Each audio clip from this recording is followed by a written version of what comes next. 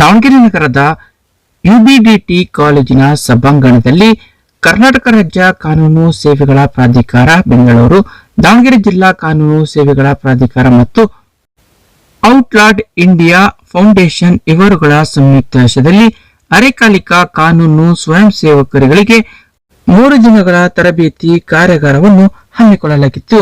ಇದೇ ವೇಳೆ ಗೌರವಾನ್ವಿತ ಪ್ರಧಾನ ಜಿಲ್ಲಾ ಮತ್ತು ಸತ್ರ ನ್ಯಾಯಾಧೀಶರು ಹಾಗೂ ಜಿಲ್ಲಾ ಕಾನೂನು ಸೇವೆಗಳ ಪ್ರಾಧಿಕಾರದ ಅಧ್ಯಕ್ಷರಾದ ಮಾಲಾ ಡಿಕೆ ಅವರು ಕಾರ್ಯಕ್ರಮದ ಉದ್ಘಾಟನೆಯನ್ನು ನೆರವೇರಿಸಿದರು.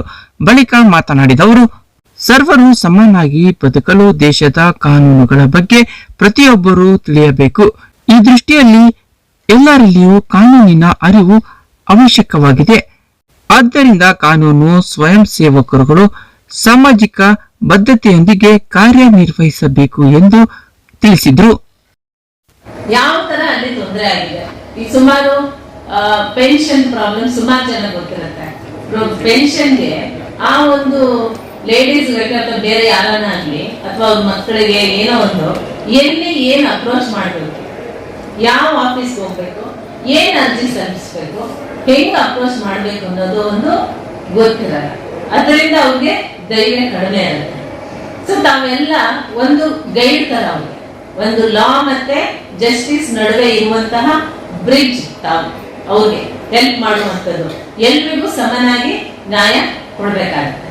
ನಮ್ಮ ಸಮಾಜದಲ್ಲಿ ಎಲ್ಲರೂ ಸಮನಾಗಿದ್ದಾರೆ ಅನ್ನೋದು ನವೆಂಬರ್ 26 ಕಾನ್ಸ್ಟಿಟ್ಯೂಷನ್ ಡೇ ಅಂತ ಎಲ್ಲರೂ ಆಚರಣೆ ಮಾಡ್ತೀವಿ. ನಾವು ಎಲ್ಲ ಭಾಷಣದಲ್ಲಿ ನಾವು ಹೇಳ್ತೀವಿ, ನಮ್ಮ ಪ್ರಿಯಾಂಬಲ್ ಈ ತರ ಇದೆ, ಎಲ್ರಿಗೆ ಈಕ್ವಲ್ ಆಗಿ ಬರ್ಬೇಕು ಅಂತ. ಆ ಈಕ್ವಲ್ ಆಗಿ ಬರ್ಬೇಕು ಅಂದ್ರೆ ನಾವೆಲ್ಲ ಅದನ್ನ ಪ್ರಯತ್ನ ಮಾಡ್ಬೇಕು, ಎಲ್ಲರೂ ಪ್ರಯತ್ನ ಮಾಡ್ಬೇಕಾಗಿದೆ. ಸೊ ಅದು ಒಂದು ಸಮಾಜದಲ್ಲಿ ಬರ್ಬೇಕು ಅಂದ್ರೆ ಈ ತರ ವಾಲಂಟರಿ ಗ್ರೂಪ್ಸ್ ಎಲ್ಲ ಬರ್ಬೇಕು, ಕೆಲಸಗಳು ಮಾಡ್ಬೇಕಾಗಿದೆ. ಸಾಕಷ್ಟು ಭಯಂಕರ ಪ್ರಾಬ್ಲಮ್ಸ್ ಅಂತೂ ಇದ್ದೇ ಇದೆ ನಮ್ಮ ಸಮಾಜದಲ್ಲಿ. ತಮ್ಮೆಲ್ಲರೂ ಗೊತ್ತಿರೋ ಹಾಗೆ ಅದು ಸಾಮಾಜಿಕ ಪ್ರಾಬ್ಲಮ್ಸ್ ಇರ್ಬೋದು, ಬೇರೆ ಇನ್ಯಾವುದೋ ಒಂದು ರಿಯಾಲಿಟಿ ನೋಡಿದ್ಮೇಲೆ ಅಲ್ಲೂ ಕೂಡ ಬೇರೆ ತರ ಪ್ರಾಬ್ಲಮ್ಸ್ ಗಳಿರುತ್ತೆ. ಸೊ ಅದನ್ನೆಲ್ಲ ಆಚೆ ಬರಬೇಕು ಮತ್ತೆ ಎಲ್ರಿಗೆ ತಮ್ಮ ತಮ್ಮ ಹಕ್ಕನ್ನು ಮಿನಿಮಮ್ ಹಕ್ಕು ಬರಬೇಕು ಅನ್ನೋದಕ್ಕೂ ನಾವು ಒಂದು ಈ ಒಂದು PLDಗಳನ್ನ ಆಯ್ಕೆ ಮಾಡಿ ನಮ್ಮ ಒಳ್ಳೆ ಸಮಾಜ ಮಾಡೋಣ ಅಂತ ಒಂದು ಬ್ಯಾಕ್ ಗ್ರೌಂಡ್ ಅಲ್ಲಿ ಇದೊಂದು ಕೆಲಸ ಮಾಡ್ತಾ ಇದ್ದೀವಿ. ನಮ್ಮ ದಾನ್ಸಾ ಮತ್ತು ಖಾಲ್ಸಾ ಒಂದು ಡೈರೆಕ್ಷನ್ ಪ್ರಕಾರ. ಮತ್ತೆ ನನ್ಗೆ ಒಂದೊಂದು ಊರಿನಲ್ಲಿ ಆಗ್ಬೇಕು, ಎಲ್ಲಾ ಊರಿನಲ್ಲಿ ಅಥವಾ ಎಲ್ಲಾ ಗ್ರಾಮದಲ್ಲಿ ಒಂದೇ ತರ ಪ್ರಾಬ್ಲಮ್ ಅಂತೂ ಇರ್ಲಿಕ್ಕೆ. ಎಲ್ರು ಸೋಷಿಯಲ್ ಬ್ಯಾಕ್ ಗ್ರೌಂಡ್ ಬೇರೆ ತರ ಇದೆ, ನಮ್ ಸೋಷಿಯಲ್ ಸೆಟಪ್ ಬೇರೆ ತರ ಇದೆ. ಯಾವ ತರ ಅಕ್ಸೆಪ್ಟ್ ಮಾಡ್ತೀವಿ ಅಥವಾ ಯಾರಿಗೆ ನಾವು ಅಕ್ಸೆಪ್ಟ್ ಮಾಡಲ್ಲ ಅದು ನಮ್ಮ ಅಪ್ಬ್ರಿಂಗಿಂಗ್ ಮೇಲೆ ಡಿಪೆಂಡ್ ಆಗುತ್ತೆ. ಸೊ ನಾವು ಒಳ್ಳೆ ರೀತಿಯಲ್ಲಿ ಒಂದು ಎಲ್ರಿಗೆ ಸಿಗೋ ತರ ಮಾಡ್ಬೇಕು ಅಂದ್ರೆ ಅದನ್ನೆಲ್ಲ ಪಕ್ಕಕ್ಕೆ ಇಡಬೇಕು. ಬಿಕಾಸ್ ಕಾನೂನಲ್ಲಿ ಎಲ್ಲರೂ ಒಂದೇ, ಎಲ್ಲರೂ ಸಮಾನವಾಗಿ ಹಕ್ಕಿಗೆ ಬರ್ಬೇಕು. ಅದನ್ನ ಯಾರು ಪಕ್ಕದಲ್ಲಿ ಯಾರಿದ್ದಾರೋ ಅಕ್ಸೆಪ್ಟ್ ಮಾಡ್ಕೋಬೇಕು. ಸೋಷಿಯಲ್ ಅಕ್ಸೆಪ್ಟೆನ್ಸ್ ಒಬ್ರಿಗೊಬ್ರಿಗೆ ಬೆಳೆಸ್ಕೋಬೇಕಾಗಿದೆ, ಅದು ಬರ್ಬೇಕಾಗಿದೆ. ನಾನು ಎಂತ ತಪ್ಪು ಮಾಡಿದೆ ಅಂತ ಇದು ಎಲ್ಲರಿಗೂ ಸಮಾಜದಲ್ಲಿ ಎಲ್ಲರಿಗೂ ಆಗ್ತದೆ.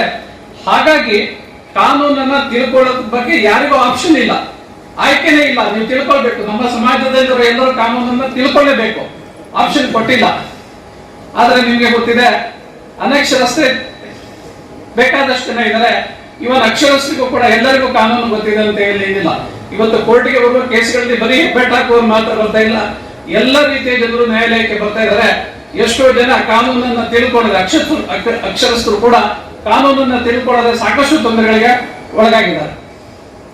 ಹಾಗಾದ್ರೆ ಪ್ಯಾರಾಲೀಗಲ್ ವಾಲಂಟರೀಸ್ ಏನ್ ಮಾಡ್ಬೇಕು? ನೀವೇನು ಕಾನೂನು ತಜ್ಞರಲ್ಲ, ನೀವು ನಿಮ್ಮ ಕೆಲಸ ಮಾಡ್ತಾ ಇದ್ರೆ ನೀವೇನ್ ಮಾಡ್ಬೋದು? ಸೊಸೈಟಿಗೆ ಏನ್ ಮಾಡ್ಬೋದು ಅಂತ ನಾನು ಹೇಳ್ತೇನೆ.